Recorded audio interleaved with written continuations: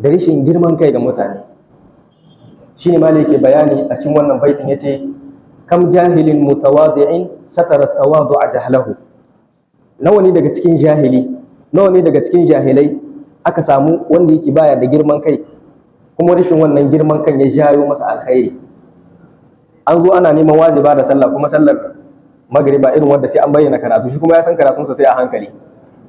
Kun ga in ya shiga zai tona maka sami, amma in yi tawadu ya ki shiga fa ya rufa maka kansa asiri. Shine satarat tawadu'a jahlahu. Tawadu iya sai ta jahilcin sa. Yace wa mumayyizin fi ilmihi ahadama takabbur fadlahu. Kuma akwai wanda shi kuma mai ilimi ne amma girman kan na son ya nuna ya iya, alhali ga wanda suka shi iyawa, sai wannan girman kan ya sa ya da lallabiya, ma'ana jahilcin sa ya bayyana. Allah babu wanda zai kaskantar da kansa dan Allah face sai Allah madaukakin sarki ya ɗaukaka sa. Ya zo a ta'alimi inna tawadu'a min khisalil muttaqi wa bihi at-taqi ila al-ma'ali yartaqi. Shi kankan da kai tawadu'i yana daga cikin ɗabi'a ta mai takawa, kuma da wannan tawadu'in ne mai takawa yake ɗaukaka.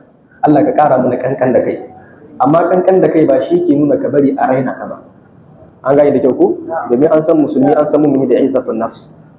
Akwai reni, shi musulmi baya ɗaukar reni, amma kankan da kai wannan musulmi yana ɗaukar sa. Kankan da kai shine ka zamna da mutane in suka gaya ma gaskiya ka karba, kuma kada ka nuna musu girman kai. Allah ka ba mu ikon yin haka.